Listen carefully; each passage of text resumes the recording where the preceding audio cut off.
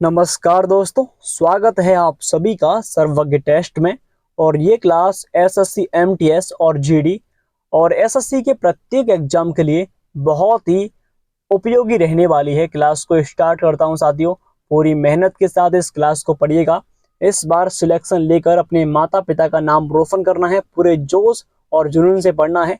पहला प्रश्न है आपके सामने, निम्न में से किस काल में भारत में शुतुरमुर्ग पाए जाते थे? तो साथियों, सबसे पहले पुरा पाषाण काल में सर्वाधिक मात्रा में भारत में शुतुरमुर्ग रहते थे, इस बात को याद रखना है।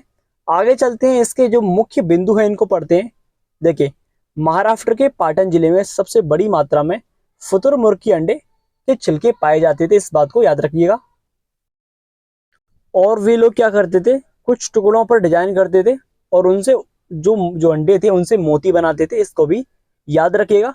चलिए अगले प्रश्न की ओर आगे बढ़ते हैं कि बुर्ज होम नवपाषाण स्थल जो है वो किस राज्य में स्थित है? तो साथियों, बुर्ज होम जो है वो कहाँ पर है? जम्मू कश्मीर में है वर्तमान में। अगर बात करें फर्स्ट, जो बुर्ज होम है वो वर्तमान में क्या है, एक विश्व धरोहर की साइट है। विश्व धरोहर की सूची में इसको शामिल किया गया है, वर्ल्ड हेरिटेज साइट में। अगले प्रश्न की बात करते हैं, लेकिन इससे पहले उसके मुख्य बिंदु पढ़ते हैं। जैसे कि यह यूनेस्को की विश्व धरोहर स्थल है, बुर्ज होम 1800 मीटर की ऊंचाई पर है। इन बातों को भी याद रखिए। चलिए आगे चलते हैं, अगला प्रश्न है, इंडिया शब्द इंडस से आया है, जिसे संस्कृत में क्या कहा जाता है? तो साथियों, जो इंडस शब्द है वो कहाँ से? सिंधु से आता है। इसको क्या कहते हैं? इंडस कहते हैं संस्कृत में। और ये किस भाषा का है? ये सिंधु भाषा का, इसको भी याद रखिएगा। आगे चलते हैं, और ये भी याद रखना है कि हिंदू अर्थात इंडिया जो शब्द है संस्कृत शब्द सिंधु से बना है। ठीक है। अगला प्रश्न है दोस्तों, सिंधु घाटी सभ्यता का बंदरगाह शहर निम्न में से कौन सा था? ये कह रहा है जो सिंधु घाटी सभ्यता है उसका जो बंदरगाह है वो कौन सा है? तो साथियों, जो लोथल है, जो कि वर्तमान में कहाँ पर है? गुजरात में है। इसको ही सिंधु घाटी सभ्यता का बंदरगाह शहर कहते हैं, इस बात को याद रखना है। चलिए आगे चलते हैं, अगला प्रश्न है आपके सामने। उससे पहले कुछ मुख्य बिंदु पढ़ते हैं। जैसे कि लोथल प्राचीन सिंधु घाटी सभ्यता के सबसे प्रमुख शहरों में से एक है। लोथल आधुनिक राज्य गुजरात के भाल क्षेत्र में 3700 ईसा पूर्व से स्थित है। ये भी आपको याद रखना है। आगे चलते हैं दोस्तों, अगला प्रश्न है आपके सामने। देखिए, सिंधु घाटी सभ्यता में निम्नलिखित में से कौन सा शहर अस्तित्व में था? ये कह रहा है तो सबसे पहले जो प्राचीन था उसका नाम था हड़प्पा। हड़प्पा सभ्यता सबसे प्राचीन थी और यही शहर अस्तित्व में आया, ये भी याद रखिएगा। ठीक है। अगले प्रश्न की बात करें कि किस वेद में प्राचीन वैदिक युग की संस्कृति के बारे में सूचना दी गई है? तो आप जानते हैं कि सबसे जो प्राचीन वेद कौन सा है? ऋग्वेद है, और इसी में प्राचीन समय का वर्णन है, इस बात को याद रखिएगा। चलिए आगे चलते हैं, अगला प्रश्न है। अगला प्रश्न कहता है कि भारतीय संगीत का आदि ग्रंथ किसे कहा जाता है? दोस्तों, जो आदि ग्रंथ है संगीत का वर्णन कौन से वेद में है? तो साथियों, जो सामवेद है, सामवेद में भारतीय संगीत का वर्णन है, इस बात को मत भूलना है। एग्जाम के लिए बहुत मोस्ट इंपोर्टेंट लिखिए इसको, मोस्ट इंपोर्टेंट। आगे चलते हैं, अगला प्रश्न है। देखिए, अगला प्रश्न कहता है कि प्राचीनतम विश्वविद्यालय कौन सा था? तो साथियों, आपके सामने विकल्प है नालंदा, वैशाली, गांधार, इनमें से कोई नहीं। तो सबसे प्राचीनतम जो विश्वविद्यालय था, जिसे हम कह सकते हैं ओल्ड यूनिवर्सिटी, तो उसका नाम है नालंदा विश्वविद्यालय, जो कि कहाँ पर? बिहार में है। ठीक है। ये बहुत इंपॉर्टेंट प्रश्न है। अगर पूछूं सर, जो नालंदा विश्वविद्यालय को बनवाने, इसका निर्माण करने वाला कौन सा शासक था? तो उसका नाम था कुमारगुप्त। कुमारगुप्त ने इसका निर्माण करवाया। कुमारगुप्त इसका करेक्ट आंसर है। आगे चलते हैं, लोधी वंश का संस्थापक कौन था? 100% एग्जाम में कह रहा हूं कि कई बार एग्जाम में पूछा गया प्रश्न है, वंश का प्रश्न आपसे पूछ लेता है, तो लोधी वंश का अगर आप पर कोई भी प्रश्न आए तो प्लीज आपसे विनती है उसका आंसर कमेंट में लिखिएगा। तो लोधी वंश का कौन है सर? बहलोल लोधी। ये भी याद रखिएगा, बहलोल लोधी इसका संस्थापक था लोधी वंश का। आगे चलते हैं दोस्तों, अगला प्रश्न है। देखिए, महमूद गजनी जो है इसका किस वंश का था? इसका संबंध किस वंश से है? तो याद ये रखना है। ये जो प्रश्न है कई लोगों को नहीं मालूम होगा, क्योंकि मुख्य मुख्य याद रखते हैं लोग, ऐसे प्रश्न पूछे जाते हैं तो बाद में कहते हैं लोग। देखिए, महमूद गजनवी हैं जो कि यामिनी वंश के शासक थे, ये भी याद रखना है। इसको तो मैं तू करके बोलूंगा क्योंकि ये बहुत गधा था, क्योंकि इसने हमारे जो गुजरात में भगवान आप जानते हैं सोमनाथ मंदिर गुजरात में बना था, सोमनाथ मंदिर, इसको इसने लूट लिया था। वहां पर जितना भी स्वर्ण था, सोना था, इस महमूद गजनवी ने इसको लूट लिया, सोमनाथ मंदिर को, जो कि गुजरात में था। याद रखिएगा इस बात को, ये गलत है 1 नंबर का। आगे बढ़ते हैं। किस व्यक्ति को द्वितीय अशोक कहा जाता है, यानी कि किस व्यक्ति को द्वितीय अशोक कहते हैं? तो साथियों, जो हर्षवर्धन है इनको दूसरा अशोक कहते हैं, द्वितीय अशोक। ये भी याद रखना है, इंपोर्टेंट प्रश्न है आपके लिए परीक्षा की दृष्टि से। बात करते हैं समुद्रगुप्त को क्या कहते हैं, इनको क्या कहते हैं आप जानते हैं। ये भारत के नेपोलियन हैं, ये भी आप जानते होंगे, भारत के नेपोलियन समुद्रगुप्त। और ये कला के क्षेत्र में बहुत योगदान है इनका, जैसे कि संगीत है और भी कई वाद्य यंत्र है, उनका समर्थन करते थे। बात करें चंद्रगुप्त मौर्य की, तो इन्हें कौन नहीं जानता, ये मौर्य वंश के संस्थापक थे चंद्रगुप्त मौर्य। इन्होंने ही धनानंद को हराया सबसे पहले, धनानंद को हराकर सबसे पहले गद्दी पर बैठे थे। आगे बढ़ते हैं, अगला प्रश्न है मित्रों, देखिए बाणभट्ट किस सम्राट के राज दरबारी कवि थे? जो बाणभट्ट थे वो किसके थे? वो हर्षवर्धन के क्या थे? ये दरबारी थे, राज दरबारी थे। ये भी आपको याद रखना है। चलिए अगला प्रश्न देखते हैं। अगला प्रश्न है कि बाल विवाह की प्रथा आरंभ हुई थी, किस काल में हुई थी, कौन से वंश ने की? तो साथियों, गुप्त काल में बाल विवाह की प्रथा को आरंभ किया गया। सबसे पहले बच्चों की शादी ही करा देते उस टाइम पर, गुप्त काल में। इसका करेक्ट आंसर रहने वाला है।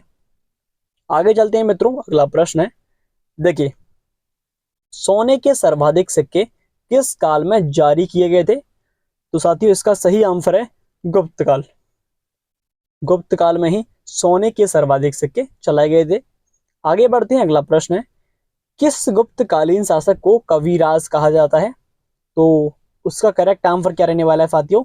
कविराज की बात करें तो क्या है, समुद्रगुप्त को कविराज कहते हैं, कवियों की राज। ये भारत के नेपोलियन इसीलिए कहते हैं क्योंकि ये बहुत ही इन्होंने पूरे संपूर्ण भारत पर कब्जा कर लिया। ये वीर तो यानी कि वीर सम्राट थे, लेकिन इसके बावजूद भी कला कला साहित्य इन क्षेत्रों में भी समर्थन करते थे, इसलिए इनको समुद्रगुप्त कहते हैं, कविराज। ठीक है। अगला प्रश्न है मित्रों कि गुप्त राजवंश किसके लिए प्रसिद्ध था? जो गुप्त वंश था वो किसके लिए प्रसिद्ध था? तो साथियों, ये कला और स्थापत्य यानी कि जो संगीत है, साहित्य है, खेलकूद है, ये कलाओं को बहुत मानते थे। तो गुप्त राजवंश जो है कला एवं स्थापत्य को बहुत मानते थे। आगे बढ़ते हैं मित्रों, अगला प्रश्न है आपके सामने। देखिए अगले प्रश्न की बढ़ते हैं आगे। अगला प्रश्न आपके सामने मोस्ट इंपोर्टेंट है कि भारत का सबसे बड़ा सोयाबीन उत्पादक राज्य कौन सा है, यानी कि सबसे अधिक सोयाबीन कहां पर मिलती है? तो साथियों, मध्य प्रदेश एकमात्र ऐसा राज्य है जहां पर सर्वाधिक मात्रा में सोयाबीन का उत्पादन होता है। चलिए आगे चलते हैं। अगला प्रश्न है, ये कह रहा है कि भारत की प्रमुख खाद्य फसल कौन सी है? तो कौन नहीं जानता, सर्वाधिक भारत में क्या होता है, चावल भारत में सर्वाधिक होती है, ये भी आपको याद रखिएगा। अगला प्रश्न है कि भारत का सबसे बड़ा चावल उत्पादक राज्य कौन सा है, यानी कि सर्वाधिक मात्रा में चावल किस राज्य में उगाए जाते हैं? तो इसका करेक्ट आंसर है पश्चिम बंगाल में सर्वाधिक मात्रा में चावल की खेती होती है, ये भी आप जानते हैं। चलिए आगे चलते हैं। अगला प्रश्न है, हर प्रश्न को समझना है अपनी परीक्षा की दृष्टि से, हर एक प्रश्न को अपने मस्तिष्क में रखना है। देखिए भारत की सर्वाधिक महत्वपूर्ण मिट्टी कौन सी है? तो दोस्तों, सर्वाधिक महत्वपूर्ण मिट्टी कौन सी है, उसका नाम है जलोढ़। जलोढ़ मिट्टी क्यों सर? क्योंकि इसी में सर्वाधिक मुख्य फसल होती है, जैसे कि जितनी भी फसल होती है जलोढ़ मिट्टी में होती है सर्वाधिक। जैसे कि मान लीजिए गेहूं है और भी अन्य फसलें, धान है, बाजरा, ये सब किस में होती है? जलोढ़ मिट्टी में होती है।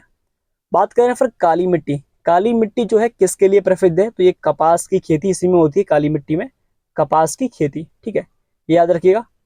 आगे चलते हैं, अगला प्रश्न है कि भारत में जिम कॉर्बेट राष्ट्रीय उद्यान कहाँ पर स्थित है?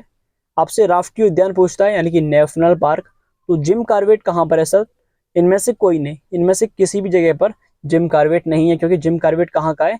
ये उत्तराखंड का जिम कॉर्बेट है, इस बात को याद रखिएगा, उत्तराखंड इसका करेक्ट आंसर है। आगे बढ़ते हैं, अगला पूछ रहा है कि आपसे भारत में कान्हा राष्ट्रीय उद्यान कहाँ पर स्थित है? तो कान्हा कहाँ का है सर? ये कान्हा है मध्य प्रदेश का, कान्हा राष्ट्रीय उद्यान, जो कान्हा नेशनल पार्क मध्य प्रदेश का है। आगे बढ़ते हैं कि भारत में दुधवा राष्ट्रीय उद्यान कहाँ पर है? तो दुधवा की बात करते हैं, दुधवा, तो ये अपना उत्तर प्रदेश है। दुधवा कहाँ का है? उत्तर प्रदेश का नेशनल पार्क है, यूपी इसका करेक्ट आंसर है। आगे बढ़ते हैं मित्रों, देखिए भारतीय वन सर्वेक्षण विभाग का मुख्यालय कहाँ पर स्थित है? तो साथियों, जो भारतीय वन सर्वेक्षण विभाग है इसका जो हेडक्वार्टर है वो कहाँ पर है? देहरादून में इसका हेडक्वार्टर है। ये भी आपको नोट पॉइंट करना है, परीक्षा की दृष्टि से बहुत ही इंपोर्टेंट प्रश्न है। देखिए अगला है, भारत के पश्चिमी समुद्री तट पर वर्षा किस मानसून से होती है? जो देखिए मान लीजिए हमारा कंट्री है, हमारी भारत, ठीक है, तो ये वाली साइड जो है आप देखिए, ये वाली साइड जो है ये क्या है? पश्चिम साइड है। तो पश्चिम की जो बारिश होती है वो क्यों होती है? क्योंकि यहाँ पे जो दक्षिण पश्चिम है यहाँ से हमारी हवा निकलती है, इसी वजह से यहाँ पर बारिश होती है। तो इसका करेक्ट आंसर क्या होगा? दक्षिण पश्चिम इसका करेक्ट आंसर है, दक्षिण पश्चिम, साउथ एंड वेस्ट। देखिए, भारत में सर्वाधिक वर्षा प्राप्त करने वाला स्थान कौन सा है? इसका कहने का तात्पर्य है कि भारत में सर्वाधिक वर्षा कहाँ पर होती है? तो ये होती है माउफिनराम में होती है, जो कि मेघालय का स्थान है। जैसा कि ये हमारा भारत है, फॉर एग्जाम्पल, थोड़ी सी मिस्टेक बनाने में होगी, तो ये भारत है और यहाँ पर मान लीजिए हमारा मेघालय, क्या है? मेघालय इस जगह पे है। तो क्या है, देखिए जो हवाएं हैं, हवा इस तरह से गुजरती है इस साइड से, तो पहला राज्य हमारा मेघालय पड़ता है बांग्लादेश के बाद। तो यहाँ पर सर्वाधिक बारिश होती है मेघालय में, तो ये भी याद रखिएगा। आगे बढ़ते हैं, भारत में प्रथम बहुउद्देशीय नदी घाटी परियोजना का निर्माण निम्न में से किस नदी पर किया गया? साथियों, सर्वप्रथम पहली पहली बार क्वेश्चन कर रहा है तो बहुत इंपोर्टेंट क्वेश्चन है, याद रखिएगा। दामोदर नदी पर सबसे पहले प्रथम बहुउद्देशीय नदी घाटी परियोजना का निर्माण हुआ, इस बात को याद रखना। चलिए आगे चलते हैं, अगला प्रश्न है आपके सामने, भारत की प्रसिद्ध लैगून झील कौन सी है? तो लैगून झील की बात करें तो आप जानते हैं जो कि उड़ीसा में है। सबसे खारे पानी की झील कौन सी? चिल्का झील है, और इसी झील को भारत की प्रसिद्ध लैगून झील कहते हैं, और उड़ीसा राज्य में है ये, और ये खारे पानी की है। आगे बढ़ते हैं, भारत की सबसे मीठे पानी की झील कौन सी है? कौन नहीं जानता है इसको भाई? जानते हैं आप तो आम पर कमेंट में लिखिएगा। जो हमारी बूलर झील है, कौन सी सर? बूलर झील को क्या बोलते हैं? ये हमारी जम्मू कश्मीर में है, और इसी को सबसे मीठे पानी की झील कहते हैं। Most important question. आगे बढ़ते हैं, बात करें लोकटक झील कहाँ पर? उड़ीसा में है, सॉरी मणिपुर में है लोकटक। और डल झील कहाँ पर है? जम्मू कश्मीर की है, डल झील जम्मू कश्मीर की। और पुष्कर कहाँ की? ये राजस्थान की है। आगे बढ़ते हैं, नर्मदा नदी का अधिकांश भाग भारत के किस राज्य में बहता है? तो आप जानते हैं नर्मदा नदी जो है मध्य प्रदेश से निकलती है, फतबड़ा पर्वत से, और सर्वाधिक बहती है मध्य प्रदेश में। ठीक है, आगे बढ़ते हैं, निम्नलिखित में से सबसे प्राचीन पर्वत श्रेणी कौन सी है? तो आप जानते हैं सबसे नवीनतम की बात करें तो नवीनतम हमारी हिमालय पर्वत श्रेणी सबसे नवीनतम है। अगर बात करें प्राचीनतम कौन सी है तो ये है हमारी अरावली पर्वत हमारी सबसे प्राचीनतम है, अरावली, इसको भी नोट पॉइंट कीजिएगा, अरावली हमारी सबसे प्राचीन पर्वत श्रेणी है। आगे बढ़ते हैं, अरावली पर्वत का सर्वोच्च शिखर क्या कहलाता है? जो अरावली पर्वत है जो कि हमारा प्राचीन श्रेणी है, इसको कहते हैं गुरु शिखर। क्या कहते हैं सर? गुरु शिखर इसको कहते हैं, ये भी याद रखिएगा। आगे बढ़ते हैं, भारत की कौन सी पर्वत श्रेणी नवीनतम है? हम बात कर चुके हैं नवीनतम हमारी जो कि यहाँ इस साइड में पड़ती है, उत्तर साइड में, ये सब जो हिमालय है, हिमालय हमारी सबसे नवीनतम पर्वत श्रेणी है, तो हमारा ऑप्शन ए इसका करेक्ट रहेगा। आगे बढ़ते हैं मित्रों, अगला प्रश्न है, देखिए भारत का सर्वोच्च शिखर कौन सा है? पर्वत शिखर, तो आप जानते हैं केटू गॉडविन ऑस्ट्रेन जो है, जो कि उत्तराखंड में है, भारत का सबसे ऊंचा पर्वत शिखर है। आगे बढ़ते हैं, अगला प्रश्न देखिए, अगला प्रश्न आपसे पूछ सकता है कि भारत के किस प्रदेश की सीमाएं, हाँ, तीनों देशों के साथ क्रमशः नेपाल, भूटान, चीन से मिलती है? मोस्ट इंपोर्टेंट क्वेश्चन, आप तो बता ही सकते हो कि ये कह रहा है कि भारत का ऐसा कौन सा राज्य है जो कि तीन देशों से मिलता है, नेपाल, भूटान, चीन। तो हमारा देश राज्य कौन सा है? सिक्किम है, जो कि यहाँ पर मिलता है। आप देखिए यहाँ पर हमारा, जूम करूँ इसको? जी सर, जूम करता हूँ। देखिए यहाँ आप देखिएगा, यहाँ पर हमारा जो सिक्किम है, इसको आप देखिए, यहाँ पर बगल में नेपाल है, ऊपर चीन है, और नीचे और बगल में भूटान है। ये भी आप जान सकते हैं, यहाँ पर तीन तीन राज्यों से मिलने वाला हमारा देश है नेपाल। कौन सा? सिक्किम है, ये भी ठीक है। आगे बढ़ते हैं फातियो, अगले इसको मोड़ता हूँ, टर्न करता हूँ इस पेज को। अगला प्रश्न आपके सामने, भारत की उत्तरी सीमा पर स्थित पर्वत कौन सा है? तो उत्तरी सीमा पर कौन सा सर? आप जानते हैं हिमालय, जो कि जो हमारी हिमालय है नवीनतम श्रेणी है। धीरे धीरे बोलूंगा तो आप समझ पाओगे, तो हिमालय हमारा करेक्ट आंसर रहने वाला है। आगे चलते हैं दोस्तों, अगला प्रश्न है कि सियाचिन ग्लेशियर भारत के किस राज्य में? जो हमारा सियाचिन ग्लेशियर है, ग्लेशियर बोलते हैं, यहाँ पर बर्फ जमा होती है, तो ये ग्लेशियर कहाँ पर? फिर ये है जम्मू कश्मीर में, सियाचिन ग्लेशियर। आगे बढ़ते हैं, अगला प्रश्न, भारत की सबसे बड़ी सुरंग, जवाहर सुरंग, भारत के किस राज्य में है? पहली बात तो तो सबसे लंबी सुरंग का नाम क्या है? जबार सुरंग। वो कहाँ पर है? ये है हमारी जम्मू कश्मीर में ही है। इस बात को भी नोट पॉइंट कीजिएगा। चलिए आगे बढ़ते हैं अगले प्रश्न की ओर। अगला प्रश्न है मित्रों कि बिहू किस राज्य का लोकप्रिय उत्सव है? बिहू की बात करते हैं। सबसे पहले याद रखिएगा बिहू असम का है। ये कई बार एग्जाम में पूछा गया है, बिहू असम का, इसलिए इसको आपको याद रखना जरूरी है। अगर हम बात करते हैं कि इसके बारे में मुख्य बिंदु, बिहू असम का मुख्य लोक नृत्य है। और बिहू 3 प्रकार के होते हैं, रोगाली बिहू, भुआई बिहू, कोगाली, काठी या फिर भोगाली। अगर आपसे बिहू पूछे तो डायरेक्ट आप बताना है किसी के पीछे बिहू आता है तो असम का ही होगा। ये भी नोट पॉइंट कीजिएगा। देखिए अगला प्रश्न, निम्न में से कौन शरद ऋतु के दौरान बागानियों, असम के चाय बागानों में काम करने वाले लोगों द्वारा किया जाने वाला असम का एक सबसे प्रसिद्ध नृत्य रूपों में से एक है। यानी कि जब बारिश होती है, लोग वहां पर काम वाम करते हैं अपने बागानों में, उस टाइम पर ये लोग नृत्य करते हैं। उसको क्या बोलते हैं? उसको बोलते हैं झूमर नृत्य। ये भी याद रखिएगा, झूमर नृत्य इसको बोलते हैं और बागबानी लोग इसको करते हैं। ठीक है, आगे बढ़ते हैं, इसके बारे में बिंदु जानते हैं। जैसे देखिए असम के जो मुख्य नृत्य कौन से हैं? बिहू है, एलियल लंग है, देवदाली है, बारपेटा का भोरताल नृत्य, ये सब कहाँ के? ये भी हमारे वहीं के हैं, असम के। ढोलिया है, भावरिया है, बोडो का बागरुम्बा, खम्बा, लिम्बा, ठीक है, बाहोना, अजोपुरा। ये आपके लिए इंपॉर्टेंट है, अगर आप चाहो तो इनको याद रखिएगा। अगर परीक्षा में सटीकता लानी है तो इनको जरूर पढ़ेगा। अगला प्रश्न है कि निम्नलिखित में से एक ऐसा समूह जिसमें किसी देश में रहने वाले लोग सभी लोगों द्वारा स्वीकार किया जाता है, उसे क्या कहते हैं? तो उसको हम कहते हैं संविधान। संविधान को पूरा भारत, पूरा देश मानता है। ठीक है, ये भी आप जानते हैं। बात करें भारतीय संविधान देश का सर्वोच्च कानून है। भारत संविधान की मुख्य विशेषता क्या है? सबसे लंबा लिखित कानून है, आप जानते हैं। इसमें एकल नागरिकता है, एकीकृत न्याय प्रणाली है, स्वतंत्र न्यायपालिका, ये भी आप पढ़ लीजिएगा। ठीक है, बात करते हैं पंडित जवाहरलाल नेहरू ने उद्देश्य प्रस्ताव को कब पेश किया था?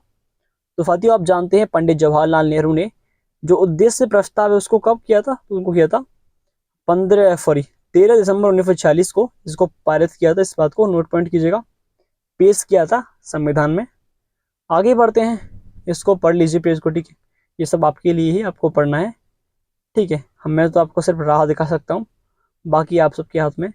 1946 में किस भारतीय संविधान सभा का अंतरिम अध्यक्ष बनाया गया? तो इसमें तो आप जानते हैं, इसका आंसर कमेंट में दीजिएगा, क्या आंसर इसका सही है आपको। ठीक है, आगे बढ़ते हैं मित्रों, अगला प्रश्न देखते हैं कि जोगोई और चोलम किस नृत्य की 2 मुख्य शैलियां हैं? लास्ट प्रश्न आज का ये रहने वाला है और इसके जो मुख्य पॉइंट हैं वो आपके लिए इंपोर्टेंट रहेंगे। तो जगोई है, चोलम है, ये 2 शैलियां हैं जो कि कहाँ की हैं? ये मणिपुरी जो राज्य है इसकी 2 मुख्य शैलियां हैं, इनको मत भूलेगा, जगोई और चोलम। बात करें इनमें कौन कौन से मणिपुर के नृत्य आते हैं? तो देखिए रास है, संकीर्तन है, ढोल चोलम है, करताल चोलम, पुंग चोलम। कहने का तात्पर्य है कि जिसके पीछे चोलम आए तो वो मणिपुर का होगा। पुंग हो या करताल चोलम हो, पुंग चोलम हो, ढोल चोलम हो, कोई भी चोलम बोलम हो, कहाँ का होगा सर? ये होगा हमारा मणिपुर का। तो thank you so much. Class आपको कैसी लगी? इस प्रश्न का उत्तर आप कमेंट में दीजिएगा। ये प्रश्न मैं आपके लिए छोड़ता हूँ। ठीक है, 2 प्रश्न आपके लिए। ठीक है, अब आपको बताना है साथियों इन सभी का उत्तर। अगर वास्तव में आपने मेरी क्लास ली है, आपने मेरी क्लास पढ़ी है और क्लास कैसी लगी तो कमेंट में उसको भी लिखिएगा। आपका बहुत बहुत धन्यवाद। वादा रहा मेरा इसी प्रकार क्लास लाता रहूंगा। बस आपको एक ही चीज करनी है, मुझे सपोर्ट कीजिए जिससे कि मैं शिक्षा को इस संसार, इस देश में फैला सकूं। आपका बहुत बहुत योगदान रहेगा हमारे जीवन में। जय हिंद, जय भारत। अगर कोई गलती हुई हो तो मुझे क्षमा करना। अगर आपसे कुछ अधिक बोला हूं तो थैंक यू सो मच, माफ कर देना।